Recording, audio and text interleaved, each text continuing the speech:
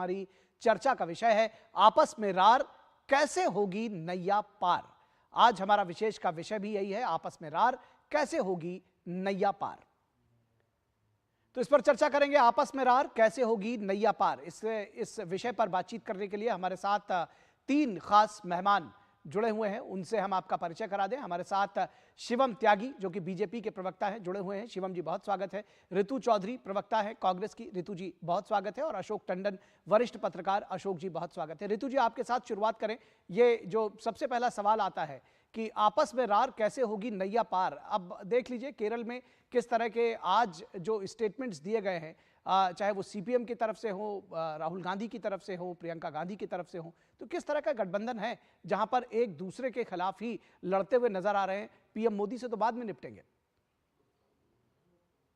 देखिए, ये सवाल पहले भी कई बार जो है मीडिया के द्वारा उठाया गया है और हमने इसका बिल्कुल सटीक जवाब पहले भी दिया था। अब भी हमारा जवाब वही है कि हमने जो है सीआरओ की भीड़ नहीं लगा रखी है। यहाँ पर रंगे सीआर नहीं है, यहाँ पर सबके सब जो है वो शेर है। और वो शेर उस ताकत के खिलाफ लड़ रहे हैं जो इस देश को बर्बाद करने पर तुली हुई है। और शेर कभी भी आपस में एक मत नहीं हो सकते, उनका आपस में किसी ना किसी बात पर मतभेद हो सकता है, इसमें कोई बड़ी बात नहीं।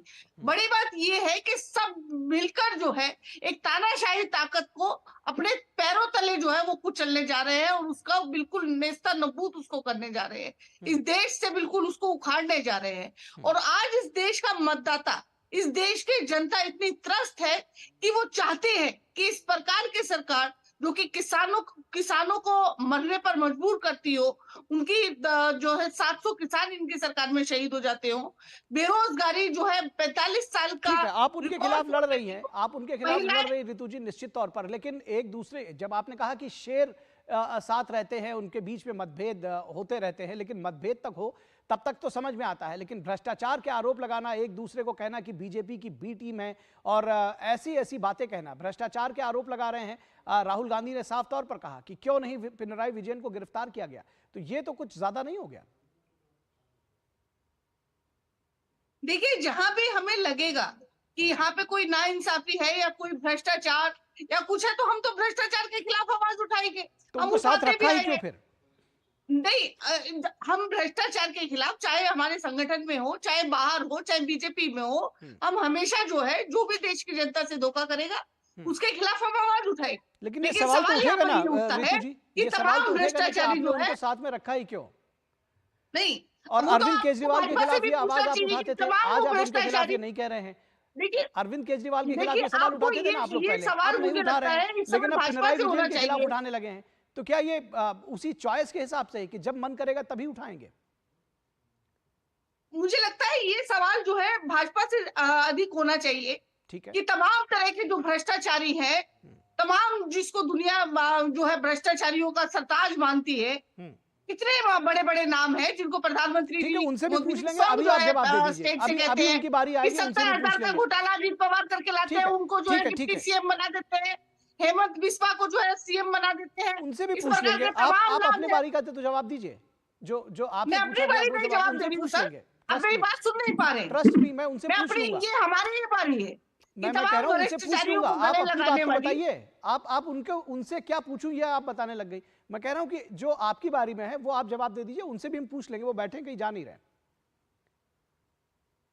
देखिए, हम तो भ्रष्टाचार के हमेशा खिलाफ रहे और भ्रष्टाचार के खिलाफ आवाज उठाएंगे और आज भी उठा रहे हैं और भाजपा के खिलाफ भी उठा रहे हैं, जो कि दुनिया का सबसे बड़ा स्कैम करके बैठा हुआ इलेक्टोरल बॉन्ड जो है, दुनिया की सबसे बड़ी लूट है, वो जो है भाजपा ने की है, जो है ठीक है, चंदा के ठीक, बदले आपका जो है पॉइंट आ गया उन्होंने कि लोगों को। आप भ्रष्टाचार के खिलाफ आवाज उठा रही हैं, बीजेपी के खिलाफ जी, आवाज उठा रही है। और ये इस बात का जवाब आपने लेकिन नहीं दिया ऋतु जी कि आखिर जब ऐसे भ्रष्टाचारी लोग थे तो उनको गठबंधन में शामिल करने की मजबूरी ही क्या थी। शिवम त्यागी, आपसे देखिए, सवाल यही है देखिए कि जब आपके ऊपर गठबंधन, जो ये तमाम आरोप लगाए जा रहे हैं कि आखिर आप लोग भ्रष्टाचार के खिलाफ लड़ते हुए नजर आते नहीं, हैं, लेकिन बात जो ये है विपक्ष का कि जो भ्रष्टाचार देखिए, है वही आपको नजर आता आरोप है। लगा कौन रहा है ये बात सोचने वाली है ना, कि वो आरोप लगा ठीक रहे है, हैं जिनको ठीक है, जो दुनिया की सबसे बड़ी वॉशिंग मशीन लेके ठीक है, घूम रहे हैं, ठीक है, वो सवाल जो उनसे दुनिया पूछ लिया। दुनिया के अब सभी वो जवाब दे भ्रष्टाचारियों देते को हैं। डाल के उससे पाक साफ निकाल लेते हैं। ठीक है क्या ऋतु वो जी, आप पर इल्जाम लगाने की ठीक है ऋतु कोशिश जी, कर रहे हैं? आपका पॉइंट तो आ गया ना, आपको तो सुन लिया, अब उनको भी सुन लेते हैं। Thank you. देखिए, हमने तो आरोप लगाया नहीं, आरोप किसने और किस पे लगाया वो कांग्रेस की प्रवक्ता बहन सुन नहीं पा रही, लेकिन फिर भी मैं जवाब देता हूँ। देखिए वो एक कहते हैं ना कि हम बोलेंगे तो बोलोगे कि बोलता है, कमाल बात हो गई। राहुल गांधी को पिनराई विजयन भ्रष्टाचारी बता रहे हैं, वो तो ठीक है। भारतीय जनता पार्टी जब बताती है तो जब कहते हैं नहीं नहीं ये देखिए कैसे इनके जबरदस्ती इनके खिलाफ साजिश की जा रही है। अगर पिनराई विजयन के खिलाफ राहुल गांधी भ्रष्टाचार के आरोप लगा रहे हैं वो तो ठीक है, लेकिन ईडी अगर उनसे जो है पूछताछ कर ले तो वो कहते हैं कि जी लोकतंत्र खतरे में आ गया। कमाल बात हो। ममता बनर्जी के भतीजे को अगर किसी जांच में सहयोग करने के लिए किया कहा जाए या फिर ये कहा जाए कि उन्होंने घोटाला किया, ये भारतीय जनता पार्टी कहे तो ये तो गलत, लोकतंत्र खतरे में आ जाता है। वही ममता बनर्जी को कांग्रेस और कांग्रेस के नेता लगातार कह रहे हैं उस पर कोई सवाल जवाब नहीं, वो कहते हैं तो नॉर्मल बात है, हम शेर हैं, शेरों की तो आपस में लड़ाई होती ही है। ममता बनर्जी कांग्रेस को भ्रष्टाचारी कहे तो बिल्कुल ठीक है, कांग्रेस को भारतीय जनता पार्टी की बी टीम कहे तो बिल्कुल ठीक है, वामपंथ को भारतीय जनता पार्टी की बी टीम कहे तो बिल्कुल ठीक है, लेकिन जब हम कहें कि वो सारे के सारे भ्रष्टाचारी हैं तो ये गलत हो जाता है। इसके अलावा अगर मैं बात करूं अखिलेश यादव को, अगर और अखिलेश यादव के परिवार पर या फिर मुलायम सिंह जी पर कांग्रेस के समय में ही आय से अधिक संपत्ति के केसेस लगे, भ्रष्टाचार के आरोप लगे तो बिल्कुल ठीक है, लेकिन वो उन्हीं के समय में खत्म हो जाए और हम कहें कि वो भ्रष्टाचारी है, यानी कि भाजपा अगर उनको कहती है कि वो भ्रष्टाचारी है तो ये गलत हो जाता है। अरविंद केजरीवाल के खिलाफ 1 महीने पहले तक रोजाना प्रेस कॉन्फ्रेंस करके कहते थे कि ये घोटालेबाज है, ये किंगपिन है, ये चोर है, इन्होंने घोटाला किया है, इन्होंने शराब में घोटाला किया है। तब कांग्रेस कह रही थी तो बिल्कुल ठीक था, लेकिन आज वो जेल पड़े तो कहते हैं लोकतंत्र खतरे में आ गया। झारखंड मुक्ति मोर्चा सोरेन बाबू अगर भ्रष्टाचारी उनको कांग्रेस कहे तो ठीक है, भारतीय जनता पार्टी कहे तो गलत है। मैं फिर से वही कहना चाहता हूं कि हम बोलेंगे तो बोलोगे कि बोलता है, हद हो गई है भाई। लेकिन वो ये कह रही है, ऋतु जी ये कह रही है शिवम जी कि जो आपके यहाँ के जो भ्रष्टाचार में लिप्त लोग हैं जिनके ऊपर वो आरोप लगाते हैं उनके ऊपर आप लोग कार्रवाई नहीं करते। आदरणीय प्रधानमंत्री जी और आदरणीय गृह मंत्री जी लगातार कहते रहे। आदरणीय गृह मंत्री जी का तो कल ही एक इंटरव्यू है, उन्होंने कहा कि कोई मेरा चैलेंज है कांग्रेस वालों को या कांग्रेस से संबंधित कोई भी नेता अगर है या फिर कोई भी पार्टी है, कोई भी अगर मुझे ये बता दे कि किसी के खिलाफ एक भी केस बंद हुआ है तो मैं बात करने के लिए तैयार हूं। कोई किसी पर केस बंद नहीं हुआ। और उन्होंने इसके डिफेंस में एक और चीज कही, जैसे कि आज राहुल गांधी ने कहा कि पिनराई विजयन को भारतीय जनता पार्टी की सरकार या जेल क्यों नहीं डाल रही, या फिर ईडी ने इतने घंटे पूछताछ की तो पिनराई को जेल क्यों नहीं डाला गया। अरे जेल तो राहुल गांधी भी नहीं जा रहे हैं, बहुत दिनों से उनके ऊपर जांच चल रही है। जेल तो सोनिया गांधी भी नहीं जा रही, जेल तो पी चिदम्बरम भी कन्विक्ट भी नहीं हुए। क्या करें भाई, कानून की व्यवस्था है, इस व्यवस्था में, न्याय व्यवस्था में इसी तरीके से चीजें चलती हैं, उसमें भारतीय जनता पार्टी का कंट्रोल नहीं है, किसी पार्टी का कंट्रोल नहीं है। लेकिन इतना तय है कि सारे के सारे जो चोर हैं वो डरकर इकट्ठा हो गए हैं भारतीय जनता पार्टी से, आदरणीय प्रधानमंत्री जी से लड़ने के लिए, एक दूसरे को लगातार ठीक है। दरअसल ये सवाल उठता है, दरअसल ये सवाल उठता है कि क्या अलग अलग राज्यों में जाकर जो विपक्ष के गठबंधन के नेता हैं वो अपने हिसाब से पॉलिटिक्स कर रहे हैं। अशोक टंडन जी आपसे समझना चाहेंगे कि क्या ये ठीक नहीं था कि कोई कॉमन मिनिमम प्रोग्राम बनता और उसके बाद लोग इस पे एक साथ सभी दल आते, अलग अलग राज्यों में अलग अलग रणनीति, और कह रहे हैं कि एक साथ लड़ रहे हैं, तो कैसे होगी नैया पार? ये सवाल गलत कहाँ है? देखिए, आपने ठीक कहा, जब विपक्ष सत्ताधारी दल को चुनौती देता है तो वो एक गठबंधन करता और उस गठबंधन का एक नेता चुना जाता है। मान लीजिए नेता नहीं चुना गया, बाद में चुना जाता तो उसका कॉमन मिनिमम प्रोग्राम बनता है। वो भी अगर नहीं बन पाया तो कम से कम जो एंटी वोट होता है, यानी सत्ताधारी दल के विरोध में जो वोट होता है उसको इकट्ठा करने की कोशिश विपक्ष करता है, जिसका प्रयास करने की हमने देखा कोशिश हुई। लेकिन आज जो स्थिति हो रही है कि उनको इस बात से चिंता नहीं है कि नरेंद्र मोदी या भारतीय जनता पार्टी जीत जाएगी, इस बात से है कि जो मेरी टर्फ है, जहां पर मैं हूं, वहां पर हम में से भी कोई और ना आए। देखिए, बहुत दुर्भाग्य की बात है, संसदीय लोकतंत्र में विपक्ष की जो स्थिति है उसको वो चिंता का विषय है। देखिए, सीपीआई लेफ्ट फ्रंट के साथ कांग्रेस पश्चिमी बंगाल में तो समझौता करके लड़ती है, लेकिन केरल में वही वाम मोर्चा कांग्रेस के शीर्ष नेता राहुल गांधी के लिए भी सीट छोड़ने को तैयार नहीं, और सीट ही नहीं छोड़ी, उसके प्रचार में एक दूसरे पर आरोप प्रत्यारोप लगा रहे हैं। और वही ममता बनर्जी कह रही थी कि आप लेफ्ट फ्रंट का साथ छोड़ दो तो मैं कांग्रेस को अकोमोडेट करूंगी, लेकिन वहां पर आप मिलकर लड़ रहे हैं केरल में एक दूसरे के खिलाफ। सबसे दुर्भाग्यपूर्ण बात कहूंगा मैं कि कांग्रेस के इतने वरिष्ठ नेता कि जिनको कांग्रेस पार्टी प्रधानमंत्री के रूप में देखना चाहती, उसके खिलाफ भी लेफ्ट फ्रंट न केवल लड़ रहा है, प्रचार कर रहा है। इसी तरह से हम देखते हैं कि अन्य, जैसे आम आदमी पार्टी के साथ कांग्रेस ने दिल्ली में समझौता किया, पंजाब में नहीं किया। तो इस तरह से हम देखेंगे उत्तर प्रदेश में सपा ने कांग्रेस के साथ कुछ सीटों पर समझौता किया, बाकियों पर नहीं किया। तो जो विपक्ष एकजुटता की जो एक तस्वीर जनता के सामने रखना चाहता था, पहली बात एक सक्षम नेता के रूप में, वहां पर फेल हुआ। एक न्यूनतम कार्यक्रम के मामले में इकट्ठा नहीं हो पाए। नीतियों पर लड़ाई नहीं हो रही है। मैं समझ सकता था कि अगर केरल में नीतियों पर लड़ाई होती, लड़ाई व्यक्तियों पर हो रही है। पार्टियों एक दूसरे को गाली गलौज कर रहे हैं,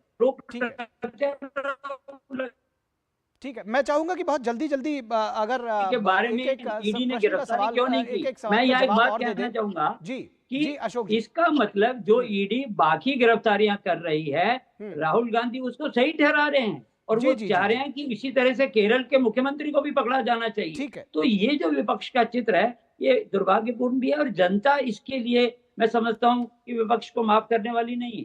ठीक है, रितु जी, आपको लगता है कि जब इतनी लानत मलानत के बाद भ्रष्टाचार के आरोप लगा रहे एक दूसरे के ऊपर, ममता बनर्जी के जिस तरह के स्टेटमेंट्स आ रहे हैं, उसके बाद आपको लगता है कि चुनाव के बाद भी आप इन लोगों के साथ, कांग्रेस पार्टी इन लोगों के साथ बनी रहेगी अगर आप चुनाव जीत जाते हैं, या अगर नहीं भी जीतते तो भी क्या ये गठबंधन आगे रहेगा इस तरह से इन लोगों के साथ में? देखिए, आपने देखा होगा कि पहले चरण का चुनाव जो है, मतदान जो है वो हो चुका है और पूरी तरह से इंडिया गठबंधन के पक्ष में जो है वो मतदान हुआ है। उसी से घबराए डरे हुए भाजपाई तरह तरह के सवाल उठाने की कोशिश कर रहे हैं। वो अपने गठबंधन की बात नहीं करते, अपने दल की बात नहीं करते कि तमाम भ्रष्टाचारियों की गंगा जो है उन्होंने वहां पे बार रखी है। दरअसल ये सवाल का जवाब नहीं हुआ, आप अपनी बात कहें, लेकिन जो मैंने पूछा है उसका भी जवाब दीजिए ना। मैं पूछ रहा हूं क्या इसके बाद भी आप उनको रखेंगे साथ में, कैसे करेंगे? देखिए, किसी प्रकार का भी कोई भ्रष्टाचारी या किसी प्रकार का भी कोई इस तरह का कोई भी व्यक्ति होगा, उससे कांग्रेस पार्टी का कभी कोई सरोकार नहीं रहता है। हमारी खुद की पार्टी में भी अगर कोई इस तरह का व्यक्ति है तो उसमें भी कांग्रेस जो है हमेशा ईमानदारी का पक्ष लेती है और वो अपने नेताओं का पक्ष नहीं लेती है। आपने ये पहले भी देखा होगा। अरविंद केजरीवाल के मामले में फिर कैसे बदल गया रुख? देखिए, अरविंद केजरीवाल जी पर क्या जो है आरोप साबित हुए हैं क्या? नहीं, इसके पहले तो क्या आप नेशनल टीवी है, आप मुझे बताइए, आप इस तरह की गैर जिम्मेदारी वाली बात नहीं कर सकते हैं। आप बताइए, एक सूबे का, एक प्रदेश का मुख्यमंत्री है, उसके खिलाफ कोई आरोप नहीं है, अभी तक कोई आरोप सिद्ध नहीं हुए। तमाम तरह के बयानात लिए जाते हैं, तमाम तरह के उनके जितने भी नेता है वो अंदर है और सुप्रीम कोर्ट पूछती है कि आपने अभी तक कोई क्या सबूत है कि आपके पास, आप सबूत पेश नहीं कर पाते हैं।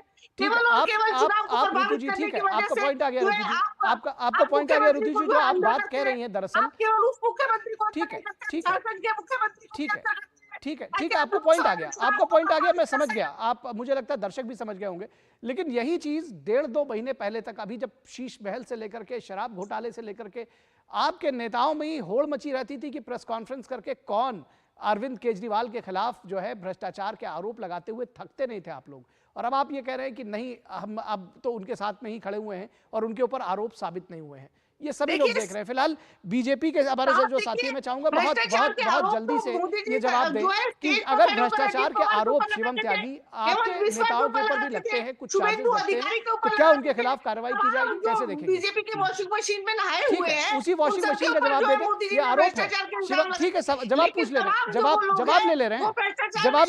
वो कह रही है कि वॉशिंग मशीन में धुल जाते हैं आपके आते जो नेता। भाजपा में कोई बड़े पदों पर है, ठीक है, अब वही तो सवाल पूछ रहे हैं आप सुनने बोलने तो दीजिए उनको। आप ही का सवाल पूछ रहे हैं मैडम, अरे आप ही का सवाल पूछ रहे हैं, बोलने तो दीजिए उनको। चलिए शिवम त्यागी जी, आपके यहाँ कौन सी वॉशिंग मशीन है वो पूछ रही है।